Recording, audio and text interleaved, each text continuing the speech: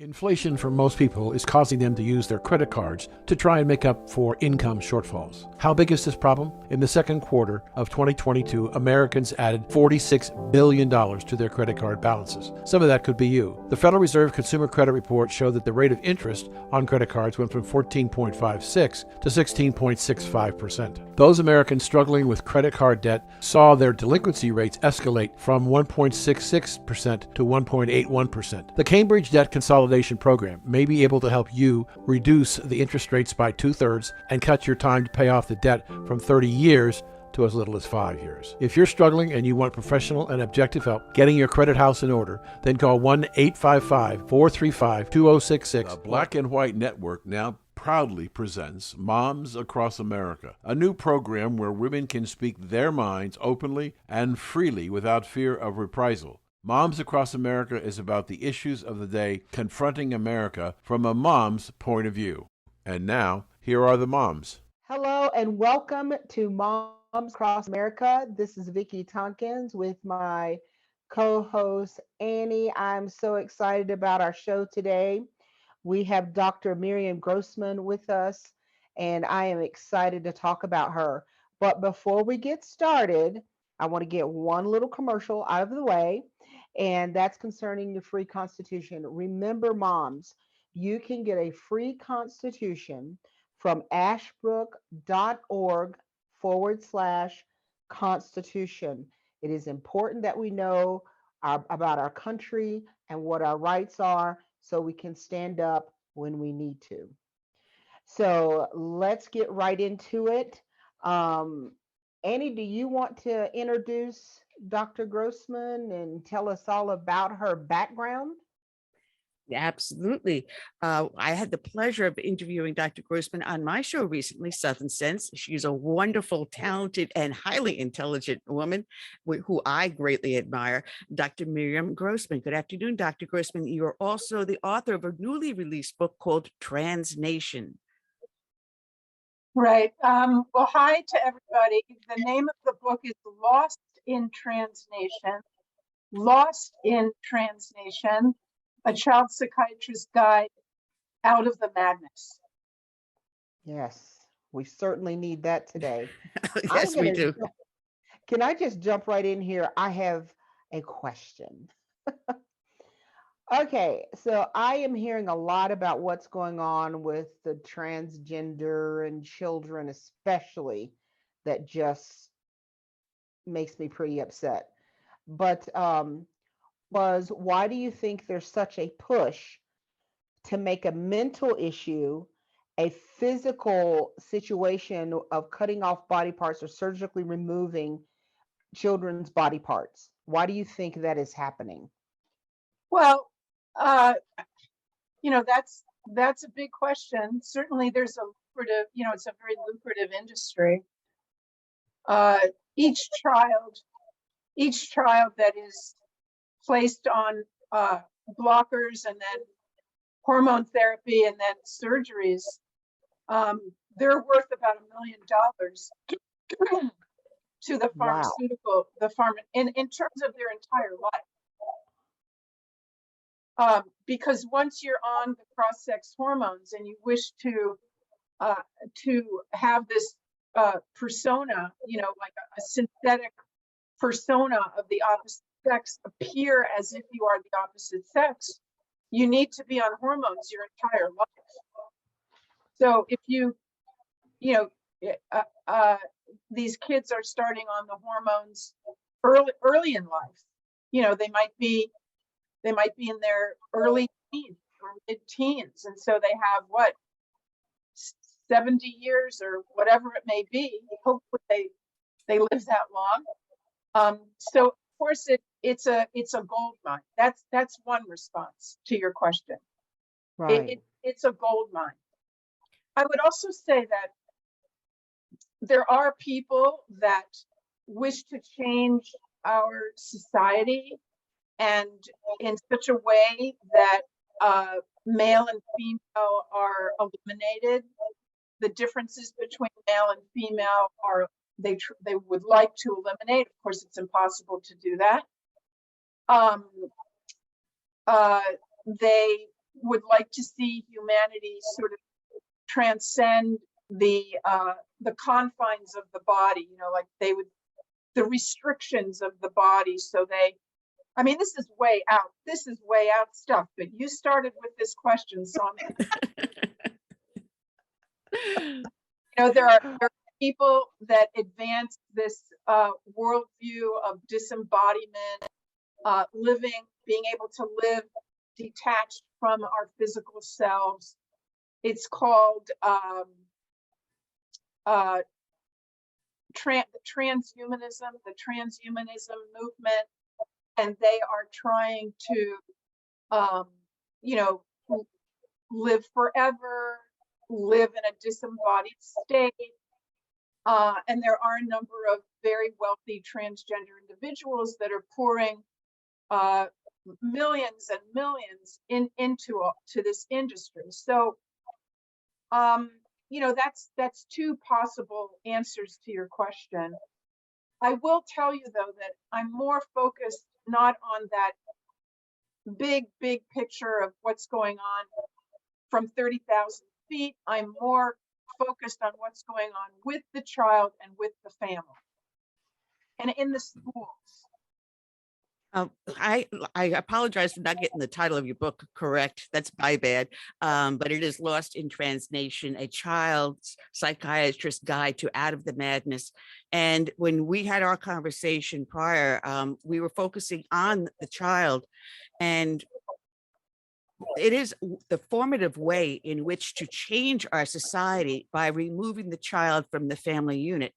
And we give our children over to a public school system that controls the vast majority of their day. It's another step of separating the parent from the child and making the child a guardian of the state and not a ward of the parent. We have been seeing now movements state by state by trying to give parents back their rights. Would you recommend a parent picking up your book to see exactly what's going on, to see how to regain their rights? So that's a major goal of my book, is to educate parents so that they are not sitting ducks.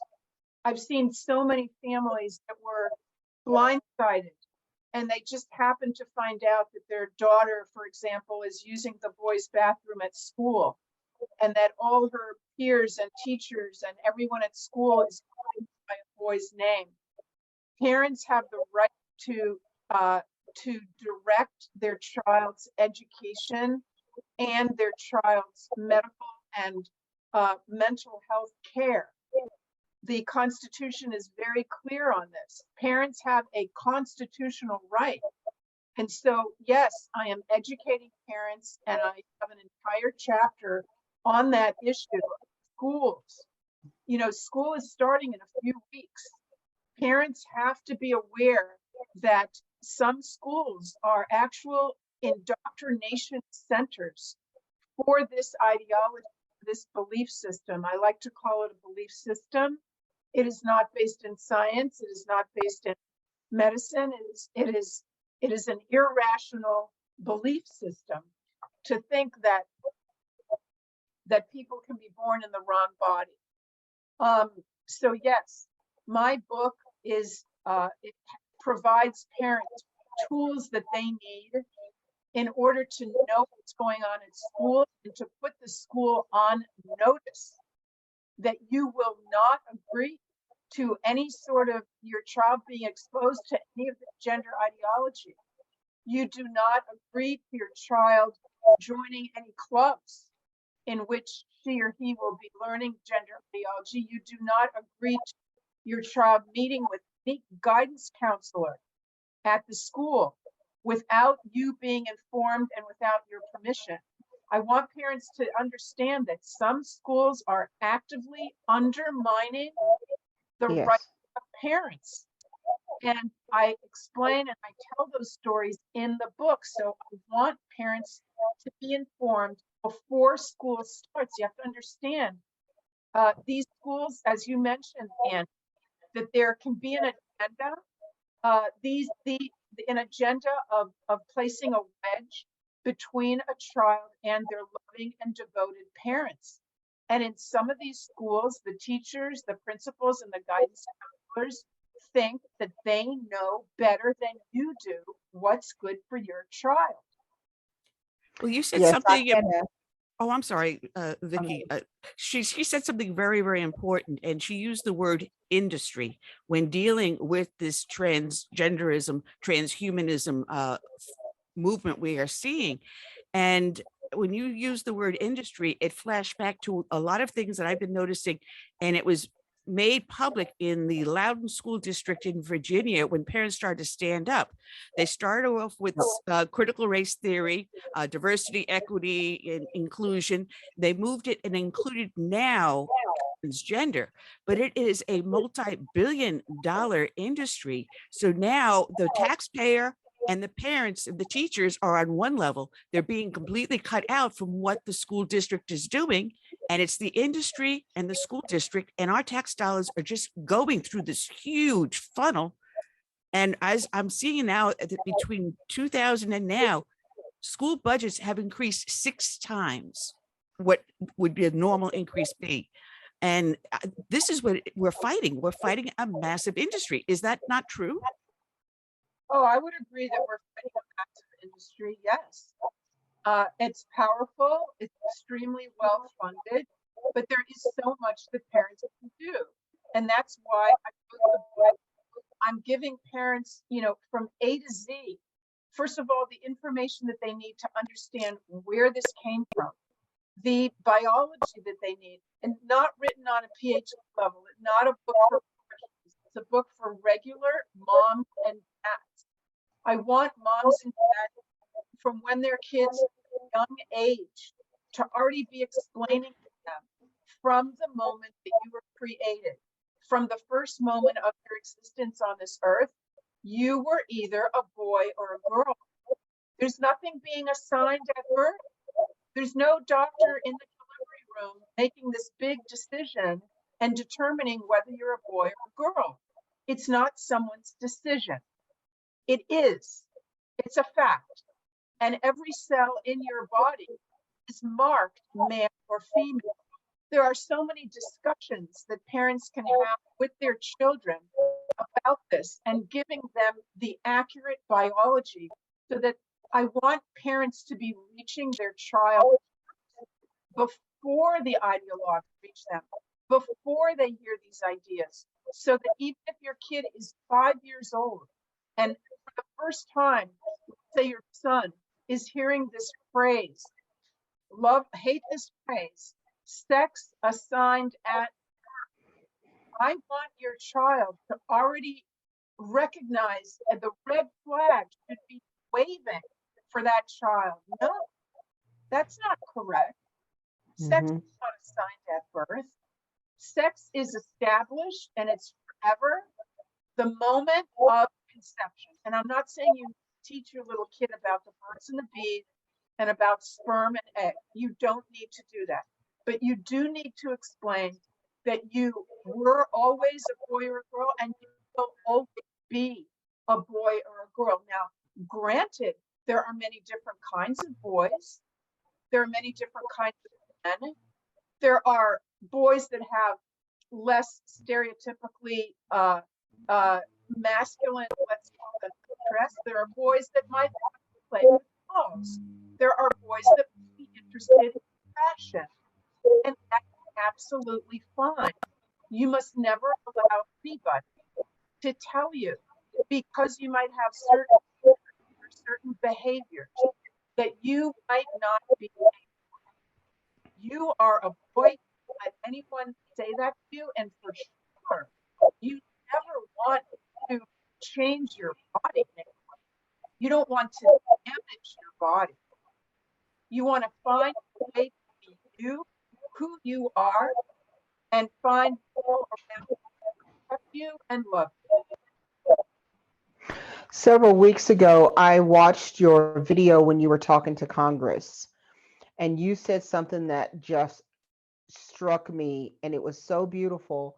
You said, no child is born in the wrong body.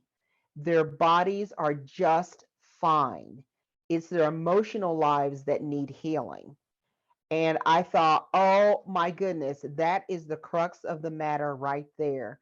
And you were just talking about that. When you're born as a male or a female, and that's something that can never be changed. And what bothers me is they try to say that you can change all this by taking this hormone thing or that hormone thing, and you can become this individual that you were never designed to be. So I was literally cheering when I heard you say that, and it just, if people could realize you are beautifully made as that male or female that God created you to be, and there's just such a push to get God out of everything. Now we're trying to get children to believe that God made a mistake. And so I really appreciate that you have made that statement and put that out there, because we need to encourage children. You are beautiful just how you are. And that's something I don't hear very much in society anymore. Exactly. You know, Vicky, you said that beautifully. And one of the things that I have in my book is that I want girls especially. I mean, of course, we are all made in a wondrous way, and we need to appreciate that. There used to be this, we used to say, don't mess with Mother Nature, remember? Don't mess with Mother Nature. We used to say things like the body has its own wisdom. Well, we may not be saying those things anymore, but they are still true. And we should not be messing with Mother Nature. Yeah. And we are, the body does have its wisdom. But what I wanted to say is that, you know, the young girls that are getting mastectomies, that's just a particularly appalling and difficult thing. Because, well, I'm a woman, I'm a mother, I'm a grandmother, and I've also studied maternal child bonding, and I've studied the importance of breastfeeding.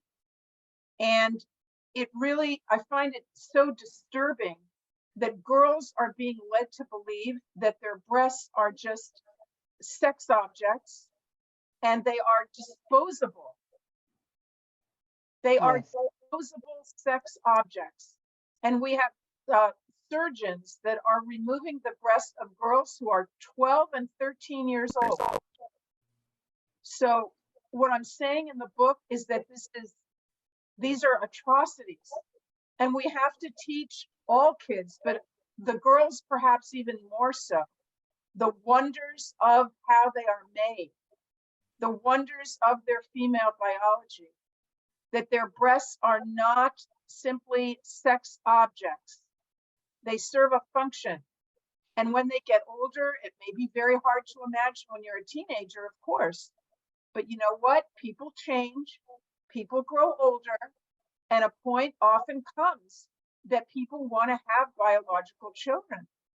It may be difficult to imagine right now, but, you know, as I say to my patients, you are 15, I am 115.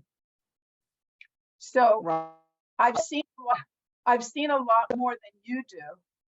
And I know that people change, and you are going to change. The idea that we are removing the breasts of these little girls, there are no words for how terrible that is, in my opinion.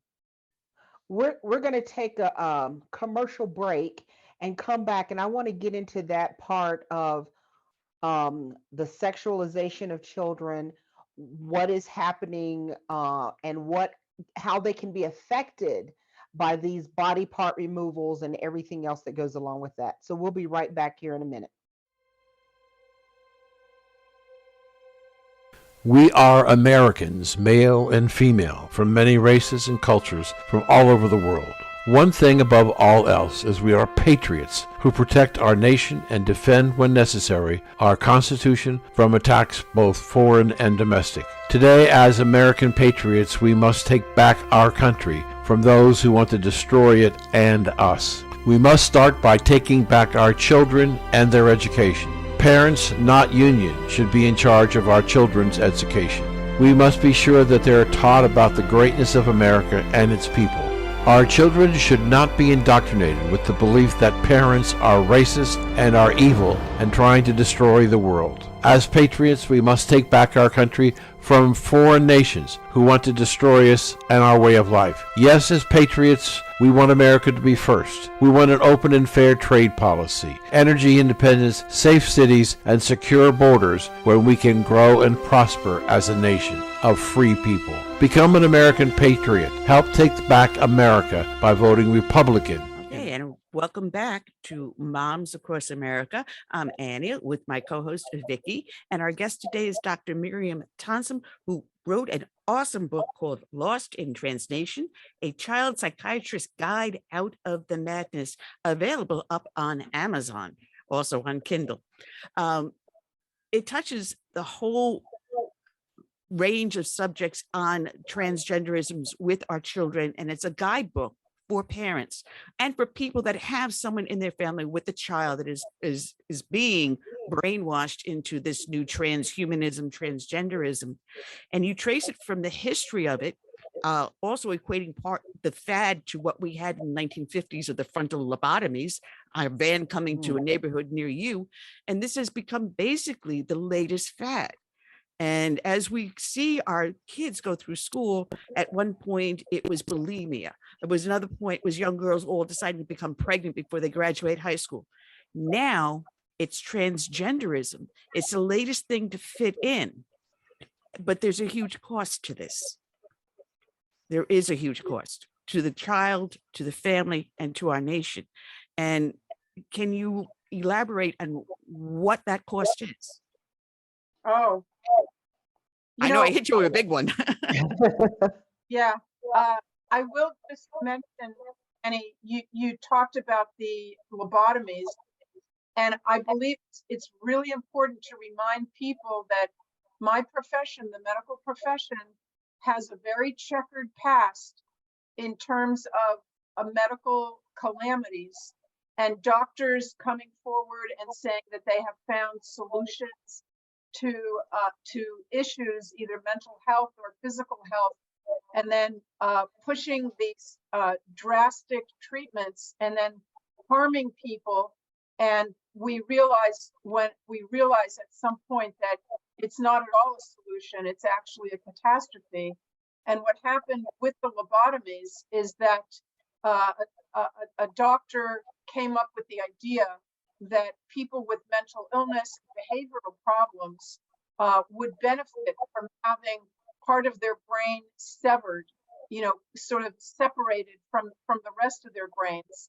And he devised an intervention, let's call it, in which a sharp tool was inserted into the brain. Either they drilled two holes in the brain, or they entered the brain through the eye socket. Very primitive surgery. And they performed these surgeries on tens of thousands of people. And in fact, the inventor of this procedure, this is important for people to know, got the Nobel Prize. So there was a time in history when everyone at the highest levels of medicine were convinced that this was just a great thing, a great solution. And, the sister of JFK, Rosemary Kennedy, was lobotomized. And the reason I'm bringing this up again is because we can only imagine that a family like the Kennedys, living in Boston, Massachusetts, with their influence and their wealth, must have had access to the best doctors at the time. And those doctors must have said to that family, to her parents, this is the way forward for Rosemary. This is going to help Rosemary. There's a medical consensus. And they signed on the dotted line, and they lobotomized their daughter, Rosemary, who was then completely made into an invalid, institutionalized for the rest of her life due to that lobotomy. Now, I'm bringing this up because, unfortunately, it gives me no joy to say this, but we are now in the midst of another one of these episodes in medicine. We're in a dark period in which this gender affirming care is being promoted as the only solution for our kids. It's being promoted as the medical consensus, and this is what all the experts say and all the big hospital centers. And so parents are signing on the dotted line. Now, you asked me what is the price that's being paid, and it's hard to know where to begin. But let's just begin with the fact with the children. So I would say, number one, the children are being led to believe a falsehood. They are being led to believe that their bodies are wrong and that their mind and the way that they feel is primary, is more important than their bodies, and that they can deny what their bodies say they are and what their chromosomes say they are, and they will not pay a price for doing so. So I would say the very first harm is in lying to children. And when you agree to call your 8-year-old child or your 12-year-old child by a new name, new pronouns, and you allow them to use the bathroom of the opposite sex and to basically try and live as the opposite sex, and you tell the whole family and the school and the grandparents and the dentist and everybody, it is reinforcing in the child's mind something that can never be true. That child can never be, that boy can never be a girl. And so it is no favor to him, even though it is no favor to him to lead him to believe that. And we also have to ask what effect it has on a child whose brain is still developing to be dozens, hundreds of times a day, their new name and their new pronouns, and everyone saying she, her, and all the rest of it. What is it doing to that immature brain? We know that there's something called brain plasticity. And what that means is that with each experience that we go through, our brain registers that experience and it creates memories, and it actually changes the wiring of the brain. Wow. So it's very reasonable to suggest, I'm not saying we've done studies or we have any brain scans or anything like that. We should be doing them though, but it is fair to suggest that the social transitioning, meaning the name, pronouns, etc., has an impact on the child's brain. And so instead of leaving the door open to perhaps getting to a point of being comfortable with who they are and with their body, we are more fixing that temporary, so that it makes it no longer temporary. In other words, it may have been temporary, and we know from many studies that have been conducted on a group of these kids, different than the teenagers that are now presenting, a different group of kids, historically, mostly boys, young boys. We know that those kids, the majority of them, are going to outgrow it. If they are not socially and medically transitioned, if we just watch them carefully and give them support and give the family support and then allow them to go through their normal puberty, that puberty, those hormones are going to cause brain maturation. And that brain maturation itself may be a solution to their dysphoria. Are you following me? Absolutely. I mean, it's really amazing because I don't think people understand and realize the power of words, especially to children. Just to give you an example, my granddaughter, she's 8 years old.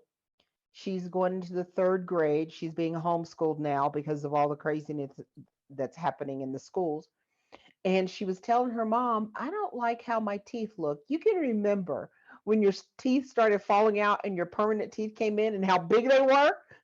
in comparison to your baby teeth, and how you just look really strange for a few months, when those teeth were all coming out. So I sent her a picture of me when I was her age. And she goes, "Oh my goodness, I didn't realize how much I look like Nona." And it helped her understand. Oh, looks like we lost Vicky for a second If here. telling children that there's something that they're if we're telling children there's something that they're not, how can they get through it and be okay? And so I feel like that's what you're saying. We No, just need to encourage children. You're going to get through it. yeah, I love that story, Vicky, because you see, when you get your adult teeth in there, your face is still pretty small, and your and kids don't understand. They're gonna change. They're gonna get their face is gonna get larger, and their teeth are not gonna look that big. But because kids live in the moment, okay? Kids live in the moment, and so they want what they want in the moment. And if you say to them, you may not want this next week, or you may next year, you may feel differently. Their brains don't, their brains are immature, and their brains are functioning more on a level of feeling and not thinking of consequences and, the pros and cons of different decisions. And this is the whole reason why, for example, in the legal field, minors who commit crimes are tried in a different court. They're not tried as adults, Right. because we acknowledge that their brains are immature and they may be more impulsive, right?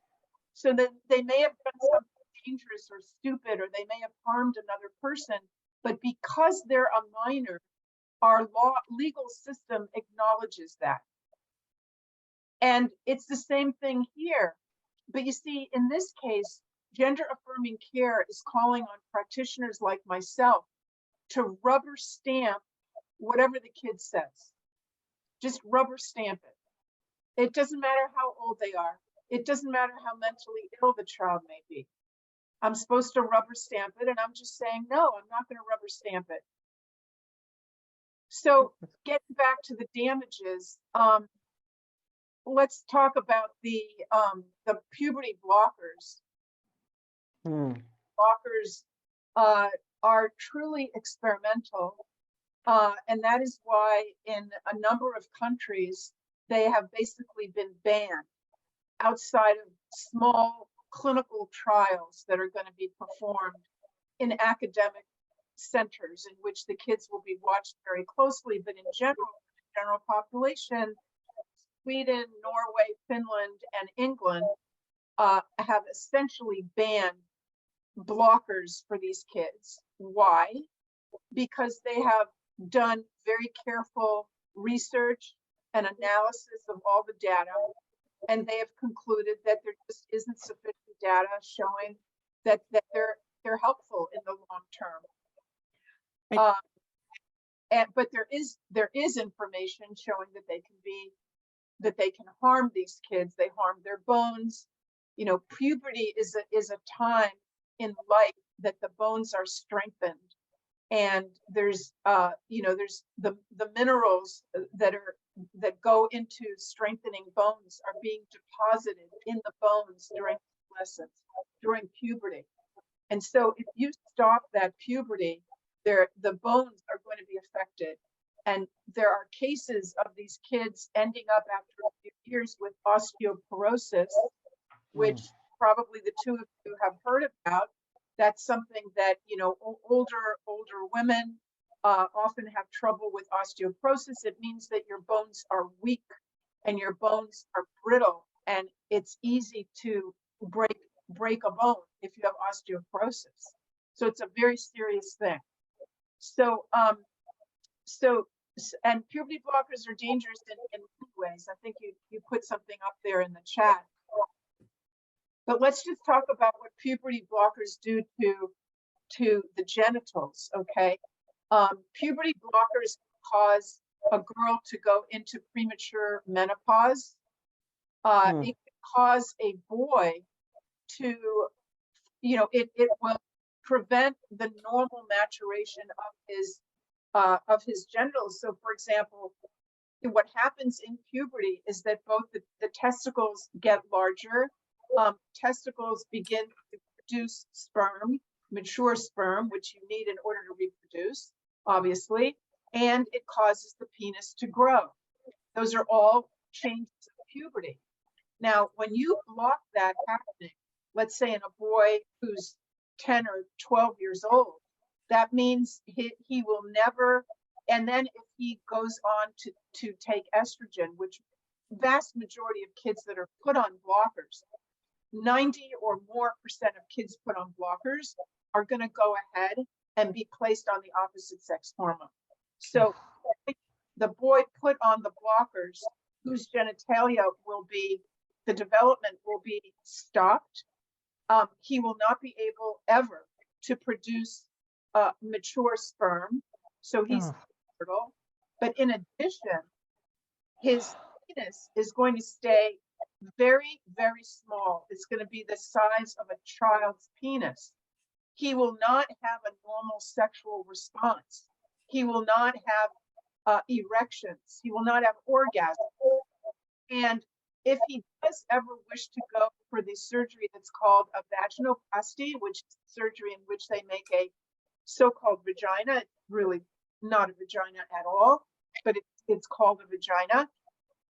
You see, the surgeons are not going to have enough. Is this too much information for you? I think it's necessary. I think it's necessary. I mean, because parents need to understand what's going to happen. I think a lot do not. You know, I saw a video was sent to me that kind of shows the process of this. I'm sorry, I couldn't watch it. It was so disturbing to me. I could not watch it, but you talking about it makes it a little easier. Right. I'll say, okay. Yeah, what you're speaking about, Vicki, is that surgery, the vaginoplasty, in which they take the penis, they slice it, they use the tissue of the penis and the scrotum to construct the vagina. But if the penis is too small to do that with, it's not enough tissue. What they have to do is they have to go borrow some tissue from another place in the body. And what they have been doing is borrowing it from the colon. So now we're involving surgery that's involving the colon. And they're taking some tissue from the colon, they're borrowing it, harvesting it, and they're bringing it down and using it in these surgeries. So these surgeries are very complicated. They have an extremely high rate of side effects, of adverse effects. And in the end, the rates of people who are happy with their genitals is low. Okay, so people, even after all these surgeries and all the pain that they go through and all the ordeal of having these surgeries, the final result is really not great. And there's regret. And I've talked to especially young men who have been through the surgery. They no longer have a penis. They no longer have testicles. They will never have biological children, and they do not have a normal sexual response, and their lives are shattered. You Oh know, my God. the cost to an adult is phenomenal, but when you throw it at a child, and what's worse is we were talking about the industry and what the dollar value on these children's lives are. And we talked about just the hormone therapy, $1 million through the life. But these companies that now come out with these surveys, they go into school districts, they go, and these 10-year-old kids are sitting down for a full hour doing a survey, asking all these questions. Do you feel comfortable in your body? Do you feel like you should be something different? A child's brain is so susceptible to suggestion. Yes. And asking a 10-year-old to sit for a full solid hour to do a questionnaire, ask any child to sit still for an hour anywhere, much less in church or is doing a survey. but they're using the most vulnerable segment of our society to alter who we are. And that is the main point your book points out. Yes, but I do also, I mean, there's a lot of awful stuff here, and I apologize for that. But I do want to point out that there's so much that parents can do from an early age. Emphasize that, like I said, I think I said a few minutes. I'm doing so many interviews, I can't remember what I've said and what I haven't. But you know, from an early age, that you were always a boy or a girl, and you will always be a boy or a girl, and it's impossible to change that.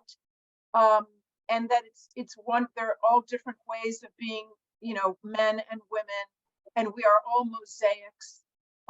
We have to celebrate who we are, and that goes for the parents as well. You know, you may have a boy that's not a basketball player and doesn't Right. want to build planes and trains. You know, you may have a boy that has more, you know, stereotypically what we would call feminine interests, and that has to be okay in the family. The child should not be led to feel like there's something wrong with me. I shouldn't be a boy, and that makes them more vulnerable to this ideology, right?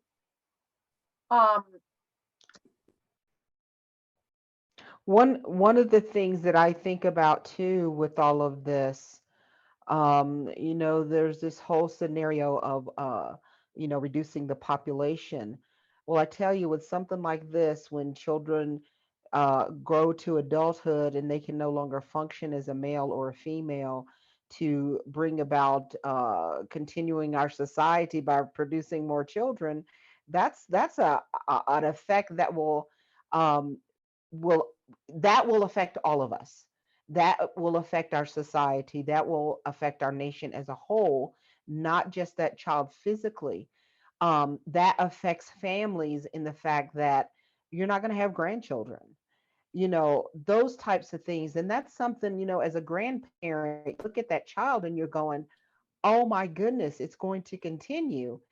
And to think about our society not having that any longer, that should terrify everybody. You know, I want to, yes, absolutely. I want to just bring up two more things I thought of while you were speaking. One is that Admiral Rachel Dr. Levine has repeatedly stood up and said that gender affirming care, blockers, the cross-sex hormones, and the surgeries are medical care, are life-saving care. But the Admiral, I call the Admiral. I do not use the pronouns in my book. It's not an easy thing to do. It's very cumbersome, but I'm not going to use those pronouns. I will not have my speech compelled. So the Admiral, there's an interview with the Admiral from some years ago, in which the Admiral says, I am so glad that I transitioned as an adult after I had my children, because I cannot imagine not having my children. Now, Wow. this is somebody who is standing, the second most powerful medical person in this country is standing up and saying to the parents all over this country that, yes, put your child on blockers, put your child on cross-sex hormones. This is the medical consensus that this is the proper care. Well, the Admiral is advocating for these procedures that are sterilizing an entire generation and that will never experience the joy that the Admiral had with the children and maybe grandchildren that the Admiral will have in life. So I want to point out the incredible hypocrisy. I tell you, I'm so thankful for your book. And let me just remind everybody that the name of Dr. Grossman's book is Lost in Trans Nation, a child psychiatrist guide out of the madness. Moms, dads, whoever is watching, get this book. You can find it on Amazon. Dr. Grossman's website, miriamgrossmanmd.com. Go there. I'm sure you can get the book there, but get this book.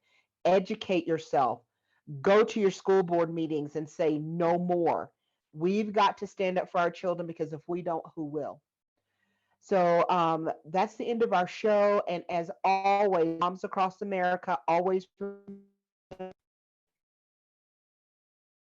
thank you so very much for being with us today. I'm just so glad that you are out there and getting the word out to parents. It means Thank you, so Vicky. much. Thank I'm you. just going to say, if I could say one thing, there are on Amazon, there are bogus books they're tricking people into buying bogus books. So the best way to do it is either through my website, which you gave. There's a link there to Amazon, which is going to get you to the actual authentic book. And I'm also on Twitter, which is Miriam_Grossman, and there's also a link there. Please get the right book. And we'll also have a picture of the cover of your book so the parents will know as well. So that should help, having that on our show as well. So again, thank you so very much. And I wish you the best as you go out there and keep carrying the message. Thank you. Bye. Thank you for joining us today, and we'd like to hear your comments or questions. So go to bwradionetwork.com. That's bwradionetwork.com, and give us your questions or comments. And thanks for joining us today.